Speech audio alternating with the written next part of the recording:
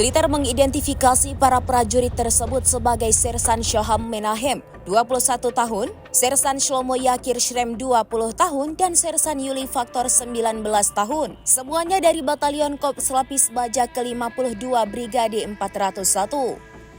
Seorang perwira juga mengalami luka serius dalam insiden tersebut. Penyebab ledakan belum diketahui secara pasti. Radio Angkatan Darat melaporkan bahwa penyelidikan awal mengarah pada kecelakaan operasional di mana salah satu peluru tank meledak di dalam, meskipun kemungkinan serangan rudal anti-tank oleh militan Palestina belum bisa dikesampingkan. Militer mengatakan insiden itu sedang diselidiki. Sejak dimulainya perang pada Oktober 2023, 893 tentara Israel telah tewas. Menurut Otoritas Kesehatan Gaza, setidaknya 58.386 warga Palestina telah tewas dalam serangan Israel.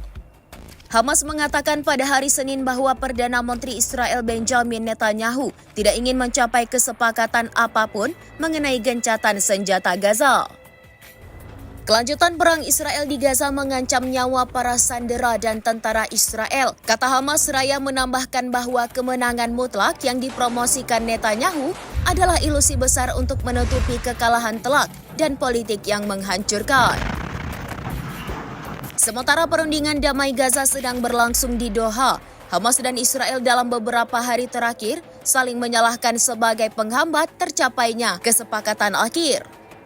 Sikap mereka terhadap penarikan pasukan Israel dari Gaza dilaporkan muncul sebagai sumber utama perselisihan. Hamas dan Jihad Islam Palestina mengatakan pada hari Minggu bahwa negosiasi tidak langsung yang sedang berlangsung dengan Israel harus mengarah pada diakhirinya perang, penarikan penuh Israel dari jalur Gaza, pembukaan penyeberangan dan rekonstruksi.